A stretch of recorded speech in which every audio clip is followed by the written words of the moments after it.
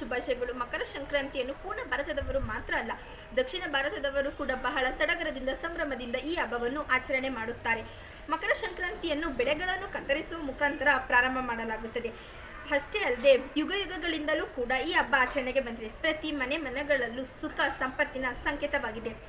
ಇಂದು ಉತ್ತರಾಯಣ ದಿವಸವಾಗಿದೆ. ಅಂದರೆ ಇದರ ಅರ್ಥ ಏನಂತಂದ್ರೆ ಸೂರ್ಯ ಮಕರ ರಾಶಿ ಪ್ರವೇಶನ ಮಾಡ್ತಾನೆ ಅಂತಂದರೆ ಇದರ ವಿಶೇಷ ಮತ್ತೆ ನಂಬಿಕೆ ಏನಂತಂದ್ರೆ ಈ ದಿವಸದಲ್ಲಿ ಪ್ರಾಣ ಬಿಟ್ಟಂತ ವ್ಯಕ್ತಿಗಳು ಜನ್ಮ ಮರಣ ಮುಕ್ತವನ್ನು ಹೊಂದುತ್ತಾರೆ. ಅಷ್ಟೇ ಅಲ್ಲದೆ ಈ ದಿವಸ ಪ್ರತಿಯೊಬ್ಬರು ಎಳ್ಳು ಬೆಲ್ಲವನ್ನು ತಿಂದು ಈ ಹಬ್ಬವನ್ನು ಆಚರಣೆ ಮಾಡೋಕ್ಕೆ ಮುಂದಾಗ್ತಾರೆ.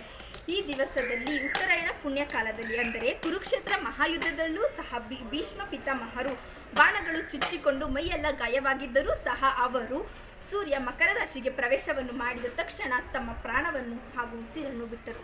ಇದು ತುಂಬ ದುಃಖದ ಸಂಕೇತವಾಗಿದೆ.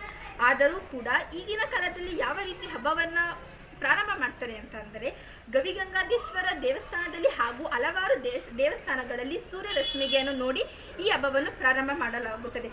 ಅಷ್ಟೇ ಅಲ್ಲದೆ ಪ್ರತಿಯೊಂದು ದೇವಸ್ಥಾನಗಳಲ್ಲೂ ಸಹ ನಾವು ಈ ದೃಶ್ಯವನ್ನು ಕಾಣಬಹುದು.